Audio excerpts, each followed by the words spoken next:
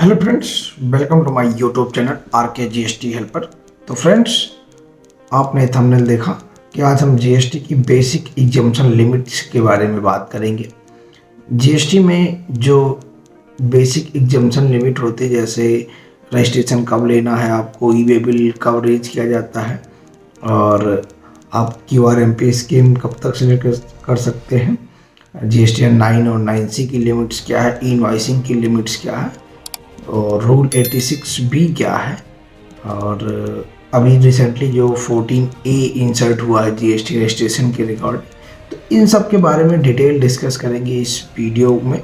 और basic exemption limits के बारे में जानेंगे, और एक एक स्टेप बाय स्टेप आपको हम समझाएंगे कि क्या क्या लिमिट्स होती हैं, उनकी क्या रिक्वायरमेंट होती है, HSN कोड की क्या बेसिक एग्जम्पशन लिमिट्स है, इन सब के बारे में डिटेल डिस्कस करेंगे इस वीडियो में। तो वीडियो के अंत तक बने रहें और एग्जम्पशन लिमिट्स के बारे में समझने का प्रयास करेंगे हम। और चलिए, लेकिन जो इस वीडियो में चलने आगे बढ़ने से पहले जो मेरे चैनल पर नए हैं और चैनल को लाइक एंड सब्सक्राइब करना मत भूलें, बेल आइकन को प्रेस कर दें। ऐसे ही इंपॉर्टेंट अपडेट्स आपको इस चैनल पर मिलते रहेंगे, जैसा कि मैं पहले भी इंपॉर्टेंट अपडेट्स की वीडियो बनाता हूँ। तो चलिए वीडियो में आगे चलते हैं और बेसिक एग्जम्पशन लिमिट्स के बारे में समझते हैं। तो जैसा कि आपको स्क्रीन पे दिख रहा होगा, जीएसटी बेसिक लिमिट्स, ये मैंने एक टॉपिक रखा हुआ है कि सबसे पहले बात करेंगे जीएसटी रजिस्ट्रेशन की। जो लिमिट्स होती है जीएसटी रजिस्ट्रेशन की, वो डिफरेंट स्टेट में डिफरेंट होती है। सब बेसिकली 10 लाख से स्टार्ट होती है और 40 लाख तक होती है। तो 10 लाख कुछ स्टेट्स में, यूनियन टेरिटरी में जीएसटी रजिस्ट्रेशन की जो लिमिट्स है वो 10 लाख है, और बाकी सभी को पता है कि 20 लाख सर्विस के केस में और 40 लाख गुड्स के केस में ये जीएसटी रजिस्ट्रेशन की लिमिट्स हैं। और कंपोजिशन स्कीम लेवी की बात करें तो कुछ स्टेट में 75 लाख हैं, लेकिन ये 1.5 करोड़ तक कंपोजिशन आप सिलेक्ट कर सकते हैं। ये आप 1.5 करोड़ तक अपने कंपोजिशन स्कीम में रह सकते हैं। 1% टैक्स इसमें आपको पे करना होता है जब आप कंपोजिशन स्कीम में अपने आप को ऑप्ट किए रहते हैं, ठीक है। और उसके बाद बात करेंगे GSTN 9 की। तो इसकी जो मैंडेटरी 2 करोड़ तक है। आपको अगर आपका टर्नओवर 2 करोड़ के नीचे है तो आपको रिटर्न फाइल करने की कोई आवश्यकता नहीं होती। लेकिन अगर आपने कुछ गलतियां करी हैं, जैसा कि अभी रिसेंटली जो GSTN 9 का फॉर्म आया है, मैंने उस पर भी वीडियो बनाया है, बहुत सी कॉम्प्लिकेशन है। तो GSTN 9 आप ज़रूर फाइल करिए, भले आप मैंडेटरी लिस्ट में नहीं है, आप ऑप्शनल में हैं। तो फ्यूचर की जो सूक और नोटिस एंड डिमांड एटसेट्रा, इन सबसे बच जाएंगे अगर आप अपना 9 क्लियरली फाइल करेंगे। जो भी अगर आपने कुछ गलतियां करी फाइनेंशियल ईयर में, प्रीवियस ईयर की ITC ली, वापस करी, फिर ली, जो भी रिक्लेम किया, इन सब अगर आपने पूरे फाइनेंशियल ईयर में किया है तो 9 जरूर फाइल करें। ये मेरा पर्सनल आपको सजेशन है फ्यूचर की सूक और नोटिस से बचने के लिए, ठीक है। और GSTN 9C की जो बेसिक एग्जम्पशन लिमिट्स है वो 5 CR तक है, ठीक है। आप 5 CR के नीचे हैं तो आपके लिए 9C फाइल करना मैंडेटरी नहीं है। हाँ, आप अपना रिकन्सिलेशन स्टेटमेंट अगर अपलोड करना चाहते हैं तो आप तब 9C आप फाइल करिए, ठीक है। QRMP स्कीम, उसकी भी जो लिमिट्स है 5 CR तक। आप अगर टर्नओवर है तो आप QRMP स्कीम को सिलेक्ट कर सकते हैं। क्वार्टरली रिटर्न, मंथली पेमेंट, इसका लाया गया था स्मॉल व्यापारियों के लिए कि जो रिटर्न के कंप्लाइंसेस से बचना चाहते हैं, सिर्फ मंथली पेमेंट करके और रिटर्न 3B फाइल करें, तो ये उनके लिए लाया गया था QRMP स्कीम। और इसकी जो लिमिट्स है वो भी 5 CR तक है, और 5 CR तक टर्नओवर में आप QRMP सिलेक्ट कर सकते हैं। 5 CR के ऊपर जब आप रहेंगे तब आप रेगुलर टैक्स पेयर में और रेगुलर मंथली पेमेंट में आपको सिलेक्ट करना पड़ेगा, ठीक है। और 5 CR तक ही जो 5 CR के ऊपर जिनका टर्नओवर है उनके लिए 6 डिजिट मैंडेटरी होता है। जैसा कि सभी को पता है कि 4 डिजिट 5 CR तक आप लोग, अगर आपका टर्नओवर है तो आपके लिए 4 डिजिट मैंडेटरी है, और उसके ऊपर अगर आपका टर्नओवर जाता है तो आपके लिए मैंडेटरी जो किया गया है वो 6 डिजिट किया गया है, ठीक है।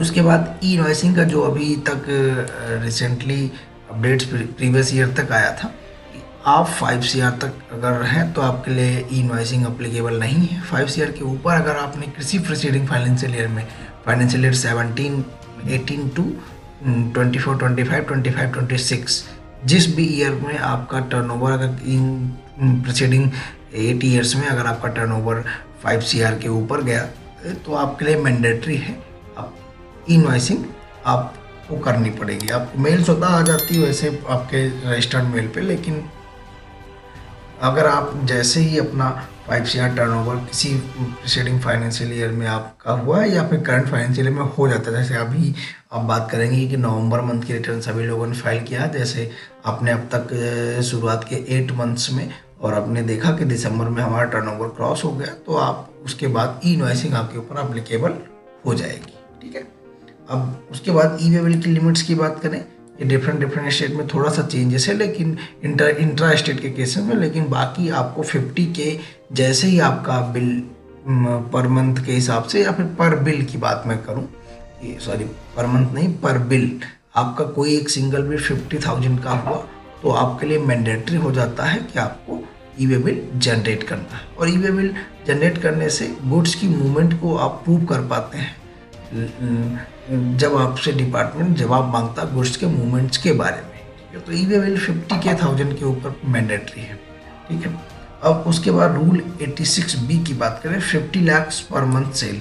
अगर आप ये एक इंसर्ट किया गया था नोटिफिकेशन के द्वारा 94/220 ये एक नोटिफिकेशन आया था डिपार्टमेंट की तरफ से कि अगर आपकी जो सेल है पर मंथ 50 लाख है आपकी जाती है, तो आपके लिए रूल 86B लाया गया था कि आप अपनी ITC का 90% यूटिलाइजेशन कर पाएंगे, 10% आपको कैश में मैंडेटरी पे करना, आप 100% नहीं यूज कर पाएंगे अगर आपकी टर्नओवर पर मंथ 50 लाख से।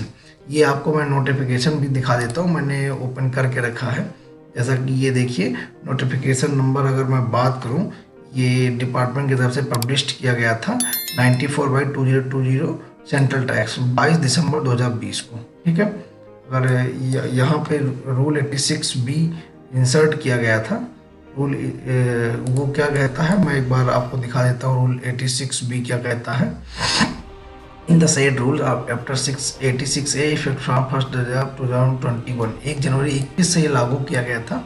86B restriction of use amount अवेल इन इलेक्ट्रॉनिक क्रेडिट लेजर। ठीक है, ये इलेक्ट्रॉनिक क्रेडिट लेजर में देखिए क्या लिखा है, notwithstanding anything contained in these rules the registered person shall not use the amount अवेल in electronic credit ledger to discharge his liability towards output tax in excess of 90% of such tax liability. ठीक है, in cases where the value taxable supply other than exempt supply and zero rated supply in month exceed 50 lakh. इस सारी sales को मिला के आप अगर 50 लाख आपकी सेल है, तो डिपार्टमेंट ने ये कहा था कि अब आप अपनी जो ITC का 100% यूटिलाइजेशन नहीं कर पाएंगे। और उसके बाद अभी रिसेंटली आप लोगों ने देखा, मैंने इस पर भी वीडियो बना के रखा है, इसका लिंक आपको डिस्क्रिप्शन बॉक्स में मिलेगा।